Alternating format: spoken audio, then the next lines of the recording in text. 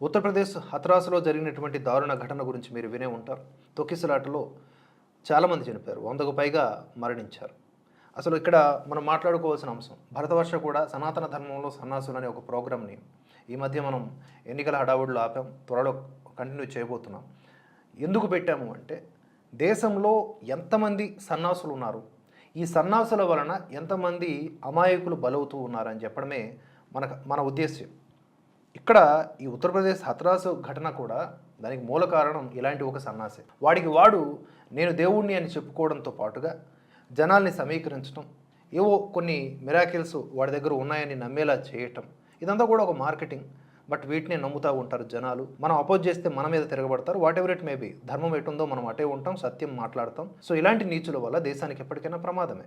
వీళ్ళెవరూ కూడా హిందువులు కాదు. In the name of Hinduism వీళ్ళందరూ కనిపిస్తారు, కానీ ఎట్ ఎనీ కాస్ట్ వీళ్ళు హిందువులు కారు. సో ముందుగా ఈ ఉత్తరప్రదేశ్ హత్రాస్ ఘటనకు సంబంధించినటువంటి వివరాలు, ఆల్రెడీ దానికి సంబంధించిన కేసు నమోదైంది. ఈ తొక్కిసలాటకు గల కారణాలపై పోలీసులు ఆరా తీస్తూ ఉన్నారు. త్వరలో వాటి వివరాలు బయటకు చెప్తారు. నిర్వాహకుల అలసత్వం, సరిపడా పోలీసు బలగాలు లేకపోవడం ప్రధాన కారణంగా తెలుస్తోంది. సత్సంగ్ కార్యక్రమానికి 80,000 మంది అనుకుంటే దాదాపుగా 2.5 లక్షల మంది వచ్చారంట. అది ప్రధాన కారణము. ఇకపోతే పోలీసులు సత్సంగ్ నిర్వాహకుల మీద కేసు నమోదు చేశారు. ముఖ్య సేవాదారు దేవ్ ప్రకాష్ మధుకర్, ఇతర ఆర్గనైజర్ల పేర్లను కూడా ఎఫ్ఐఆర్లో చేర్చారు. కానీ ఈ బాబా పేరును, అసలైన ఈ దొంగ, ఈ వెధవ పేరును చేర్చకుండా ఉన్నారు ఇందులో పోలీసులు. సో లోకల్గా ఎలాంటి స్ట్రాంగ్ పీపుల్ వీళ్ళు అనేది మనం ఇక్కడే అర్థం చేసుకోవచ్చు. సో ఎక్కడైతే దొంగ బాబాలు ఉంటారో అక్కడ వాళ్ళకి రాజకీయ నాయకుల అండదండలు, పోలీసుల అండదండలు కూడా ఉంటాయని ఇక్కడ మనం అర్థం చేసుకోవచ్చు. డేరా బాబా అనేవాడు ఎలాంటి బలమైనటువంటి సామ్రాజ్యాన్ని ఏర్పాటు చేసుకున్నాడు. ఇప్పటికీ జైల్లో ఉన్న అప్పుడప్పుడు బయటకు వచ్చి పెరోల్ మీద మళ్ళీ లోపలికి వెళ్ళడం, ఈ మధ్య మళ్ళీ బెయిల్ రావడం జరిగింది. సో వాళ్ళు ఎంత పవర్ఫుల్ పర్సనాలిటీసో మనం అర్థం చేసుకోవచ్చు. సో మొత్తంగా ఇందులో వీడి పేరు లేదంట, ఈ దొంగ బాబా గాడి పేరు లేదు. తొక్కిసలాట జరిగిన తర్వాత వీడు పారిపోయాడు కూడా. ఈ భోలే బాబా గాడు పారిపోయాడు. భోలే బాబా అంట వాడి పేరు. పోలీసులు అయితే గాలిస్తున్నారంట. గాలించడం ఎందుకు, ఎక్కడుంటారో వాళ్ళకి కూడా తెలుసు, కానీ ఇదంతా నాటకం. కార్యక్రమం ముగిశాక భోలే బాబా కారులో వెళ్ళిపోయాడంట. ఆయన కారు కింద ధూళి కోసం జనం ఒక్కసారిగా ఎగబడ్డారు. సో జనం రాకుండా ఆయన సహాయకులు అడ్డుకున్నారు. దీంతో భారీ కారు కింద ధూళి కోసమా? ఇంతకంటే దారుణం ఏముంటుందయ్యా నిజంగా. ఆ కారు వెళ్ళిపోతున్నప్పుడు ఆ ధూళి కోసం అంట వెళ్ళారంట జనం. ఒక్కసారిగా వాళ్ళని అడ్డుకోవడంతో ఒక్కసారిగా పడిపోయారు ఒకరి మీద ఒకరు. ఈ తొక్కిసలాటలు 121 మంది. ఇప్పుడు నేను వార్త చదువుతున్న టైంకి ఇంకా ఎక్కువగా మృతులు సంఖ్య పెరిగే అవకాశం ఉంది. ఇంత దౌర్భాగ్యకరమైనటువంటి సిచ్యువేషన్ మన దేశంలో ఇంకా ఉంది అంటే మనం ఎంత ఇంకా మరి మాటల్లో చెప్పలేను. ఇక తొక్కిసలాట సమయంలో కేవలం 40 మంది అధికారులు మాత్రమే విధుల్లో ఉన్నారు అని ప్రత్యక్ష సాక్షులు పేర్కొన్నారు. తగినంత మంది అధికారులు, పోలీసులు లేకపోవడంతోనే ఇదంతా జరిగిందట.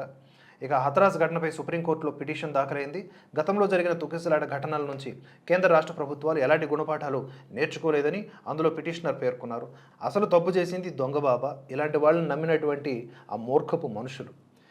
ఇక దీనిపైన కఠిన మార్గదర్శకాలు జారీ చేయాలని చెప్పి సుప్రీంకోర్టులో పిటిషన్ దాఖలైంది. అయితే అన్సుల్ సక్సేనా తన యొక్క ట్విట్టర్ ఖాతాలో ఒక పోస్ట్ చేయడం జరిగింది. అసలు వీడెవడు, వీడి కథాకమ విషయం ఏంటి అని.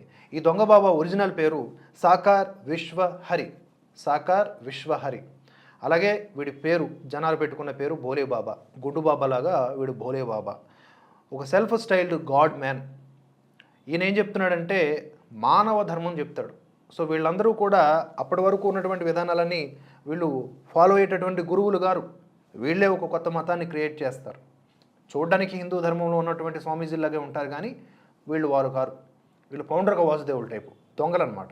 ఇంకా ఇతగాడు ఏం చెప్పుకుంటాడంటే ఇంటెలిజెన్స్ బ్యూరోలో పనిచేసి రిటైర్ అయినటువంటి వ్యక్తిగా చెప్పుకుంటాడు. తప్పు అధికారులదో లేకపోతే పోలీసులదో కాదు. నిజానికి ఇక్కడ అకార్డింగ్ టు అన్సుల్ సక్సేనా చెప్తున్నటువంటి రిపోర్టు ప్రకారం అక్కడ ఏర్పాట్లు కూడా చేసుకోలేదు. ఆ నిర్వాహకులు ఏర్పాట్లు సరిగ్గా చేయలేదు. హ్యూమిడిటీ, హీట్, దాంతోపాటుగా ఈ బాబాగాడు వచ్చి ప్రసంగం చేసి వెళ్ళిపోతాడు కదా, ముందు వాడు వెళ్ళిపోవడానికి అని చెప్పేసి వీళ్ళందరినీ కూడా ఒక రూమ్లో బంధించినట్లుగా అక్కడి నుంచి బయటకు రానివ్వకుండా చేశారంట ఆ నిర్వాహకులు. సడన్గా అతగాడు ఇలా స్టేజ్ దగ్గరికి ఇలా వచ్చేసరికి అతన్ని టచ్ చేయాలని చెప్పి 2-3 రకాల రిపోర్ట్స్ వస్తూ ఉన్నాయి. అతన్ని టచ్ చేసుకొని అతను కాళ్ళు పట్టుకోవాలని చెప్పి ప్రయత్నంలో భాగంగా ఒక్కసారిగా జనం ఎగబడ్డంతో ఈ పరిస్థితి దాపురించింది. 121 మంది చచ్చిపోయారంటే 121 ఫ్యామిలీస్ డిస్టర్బ్ అయినట్లు. ఇంకెంతమంది ఈ హాస్పిటల్స్లో ఇబ్బందులు పడుతున్నారో తెలియదు. అన్ని ఫ్యామిలీస్, అన్ని వందల ఫ్యామిలీస్ ఈరోజు బాధపడుతూ ఉన్నట్లు ఒక మూఢ విశ్వాసాల వల్ల ప్రబలినటువంటి ఫలితం ఇది. ఇంకొక విషయం ఏంటంటే అఖిలేష్ యాదవ్ ఉన్నాడు కదా, అఖిలేష్ యాదవ్కి చాలా ఇష్టమైనటువంటి గురువు. మరి లోపల లోపల ఏం డీలింగ్లు ఉన్నాయో తెలియదు కానీ అఖిలేష్ యాదవ్ చాలా సపోర్ట్ చేసేటటువంటి ఈ గురువు, దొంగ గురువు ఈ భోలే బాబా. ఈ భోలే బాబా కాదు, హౌలే బాబా అని చెప్పొచ్చు. సో ఇలాంటి క్రిమినల్స్ని చట్టంలో ఎన్ని సెక్షన్లు ఉన్నాయో అన్ని సెక్షన్లు విధించి బయటకు రానివ్వకుండా చేయాలి. డేరా బాబా కంటే డేంజర్.